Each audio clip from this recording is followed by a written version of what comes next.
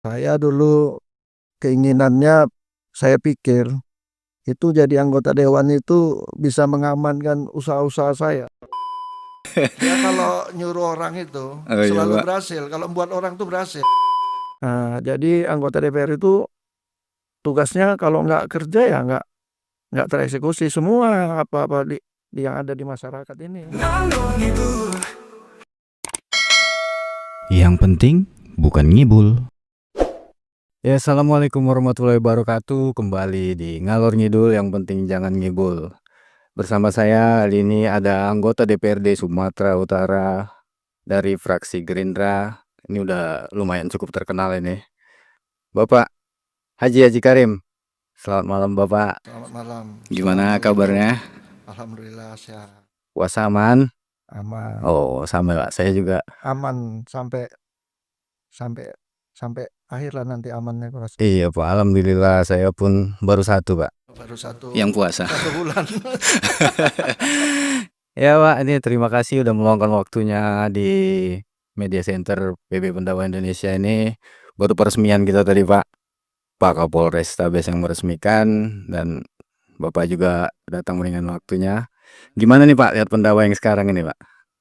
Ya, saya lihat alhamdulillah ya, perkembangan Pendawa sampai saat ini, yang dulu dari tahun 1999 bulan 9 Tanggal 9. tanggal 9 sampai sekarang tetap berarti lebih kurang udah 25 tahun. 25 tahun sudah Pendawa. Ya, kami juga dari sebagai warga Pendawa tetap semangat lewat menambah Pendawa ini kan gitu. Mungkin kita kenalkan juga Pak ya. Ini para sedulur semua penonton Ngalor Ngidul, beliau juga adalah bendahara umum dari PB Pendawa Indonesia. Jadi ya, tapi warga Pendawa sudah pasti pada tahu Pak ya. Kita kasih tahu juga. Hari-hari anggota DPRD Provinsi Sumatera Utara udah berapa periode Pak ya? 3, yang ketiga ya? Yang ketiga, alhamdulillah Pak ya. Sumatera Utara. Beliau ini juga basicnya berlatar belakangnya dari pengusaha sebelumnya Pak ya. Nah gimana Pak, lebih enak jadi pengusaha atau jadi anggota DPRD ini Pak? Ya, dulu masuk ke partai itu atas perintah Ketua PB Pendawa Indonesia. Oh, perintah Ketua PB Pendawa Indonesia juga. Itu pertama-tama kali tahun 2008. 2008. Oke. Jadi saya disuruh ke Gerindra, Pak Ketua di PIS, Partai Indonesia Sejahtera. Partai Indonesia Sejahtera gitu ya. Jadi langsung Saya nggak punya dasar politik, ya kita belajar dari Ketua PIS lah. Jadi bisa jadi anggota DPR Provinsi Sumatera Utara. Oh alhamdulillah. Ya, Pak. Belajar politik dari Ketua PB Pendawa Pak Haji Ruslan. Ya, betul. Oh iya, memang beliau dalam berpolitik kadang-kadang ya dibilang mentor si mentor, bilang nyeleneh juga kadang. Ya. Dia kalau nyuruh orang itu Oh, iya, selalu Pak. berhasil. Itulah Ketua Pendawa, semangatnya Iya. sangat luar Sangat biasa. menggebu-gebu ya Pak. Jadi dari awal berdiri Pendawa sudah bisa dibilang banyak warganya yang masuk ke kancah politik lah, termasuk Bapak gitu juga Pak. Jadi boleh tahu nggak kita Pak, visinya Bapak waktu mengajukan diri menjadi calon anggota dewan itu apa visinya itu Pak? Meskipun visi misi caleg sebenarnya nggak ada Pak, cuma kan visinya apa, keinginannya saya mau menjadi anggota dewan nih supaya ini gitu misalnya. Dulu keinginannya, saya pikir itu jadi anggota dewan itu bisa mengamankan usaha-usaha saya. Oh ya terus terang aja Pak. Terang aja. Iya terus terang aja kita di sini. Ternyata tidak bisa. Tidak bisa Pak ya, ternyata Pak ya. Kita terbuai waktu jadi anggota dewan. Oh iya, Jadi usaha-usaha kita malah terbengkalai. mau terbengkalai, tidak ada waktu lagi untuk ngurus usaha. Jadi itu dengar tuh pengusaha-pengusaha yang mau masuk ke politik, katanya mau mengamankan usaha itu, padahal ini saksinya. Laku pelakunya langsung, praktisinya ini. Jadi itu malah waktu banyak terbuang, Pak, ya, untuk mengurusi rakyat lah sebenarnya. Dari Dapil 12 Langkat, 12 Kota Binjai dan Kabupaten Langkat. Kota Binjai dan Kabupaten Langkat.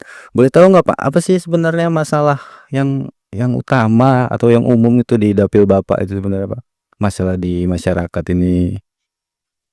Ya kalau sekarang ini ya karena banyak ketimpa banjir-banjir Lagi musibah Pak ya, bencana alam ya. itu ada yang titik putus, tapi udah kita perbaikin supaya arus lalu masyarakat supaya bisa terkoneksi lah antara desa. Oh, desa satu ke desa lain. Nah, ya, oh ya Pak. Nggak, kadang masyarakat pun juga masih banyak yang kurang paham nih Pak, bahwa sebenarnya kan anggota DPRD itu tidak bisa, misalnya tadi ada titik putus atau jalan rusak, kan seharusnya sesuai dengan fungsinya anggota DPR kan tidak bisa mengeksekusi langsung gitu kan Pak. Jadi bagaimana kalau misalnya menanggapi kritikan-kritikan masyarakat gitu Pak? Itulah fungsinya anggota DPR. Anggota DPR ini fungsinya cuma 3. Iya, Yang pertama itu fungsinya fungsi pengawasan. Yang kedua si budgeting, anggaran. anggaran. Yang ketiga itu membuat undang-undang. Oh, yang modal Ada legislasi gitu Pak. legislasi. Iya Pak, jadi kadang kan masyarakat umum nih, wah anggota DPRD nggak kerja itu, jalan rusak nggak diperbaiki gitu, jembatan putus nggak diperbaiki, padahal kan Gini, iya gimana? masyarakat itu mengusulkan kepada kita Jadi prosedurnya Prosedur oke, mengusul- masyarakat mengusulkan. supaya kita sampaikan kepada pemerintah Provinsi Sumatera Utara untuk mengeksekusinya. Kita hanya namanya reses Waktu proses reses, aspirasi kan gitu. oke, menjemput aspirasi, Kita baru luahkan kepada pemerintah Provinsi Sumatera Utara apa-apa ya aspirasi masyarakat yang ada di Kota Binjai dan Kabupaten Langkat. oh ya, jadi pada masyarakat Baik dari segi kesehatan, ekonomi maupun budaya. juga Pak ya. Boleh semuanya. UMKM kita bawakan semua kita. Kalau dia masyarakat memberi aspirasi kita tampung terserah dan kita sampaikan kepada Pak. Baru dia sampaikan. Kita juga mendorong supaya itu tereksekusi Pak. Iya Pak. Nah, jadi anggota DPR itu tugasnya kalau nggak kerja ya nggak tereksekusi semua apa-apa yang ada di masyarakat ini. Oh, jadi gitu pemirsa ngalor ngidul. Jadi jangan dibilang anggota DPR tuh nggak kerja. Karena prosedurnya tadi Pak ya, aspirasi diserap baru disampaikan ke pemerintah, baru dieksekusi gitu Pak ya. Jadi yang eksekusi tetap pemerintah gitu Pak ya. Boleh tahu Pak di komisi berapa sekarang Pak? Saya sekarang di Komisi C, Komisi C membidangi bidangi keuangan. keuangan. Jadi aspirasi pun yang sesuai dengan bidangnya Pak ya? Enggak, kalau Oh enggak juga, semua aspirasi bisa Pak ya? enggak. Jadi misalnya saya masyarakat Langkat nih, saya mau buat aspirasi tentang olahraga, bisa juga ke? Bisa Pak. Bisa juga Pak ya? Nanti kita tampung, kita sampaikan kepada pemerintah Provinsi Sumatera Utara supaya olahraga di situ apa yang mau Oh ternyata bisa juga.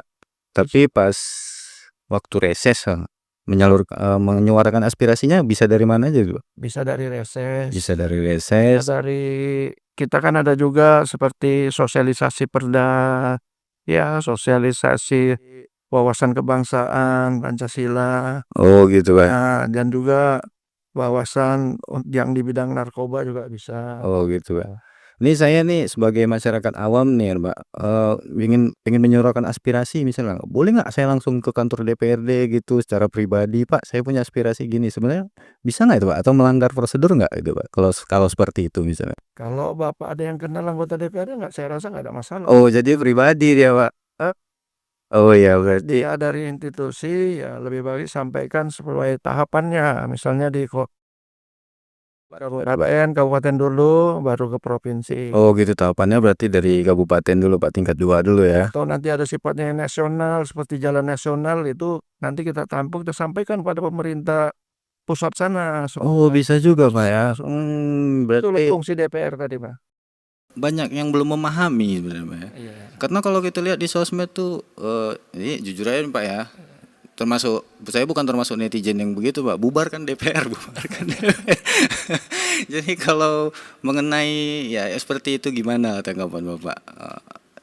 Cara DPR untuk menyuarakan bahwa cara kerjanya begitu tadi loh. Tadi kan memang DPR tuh fungsinya nggak banyak Bang, cuma Iya. aja. Gitu Pak ya. Kalau diperluas berarti aspek kehidupan itu semua tercakup Bang di dalam situ. Oh, susah juga Pak ya kalau mencakup semua aspek kehidupan, susah juga.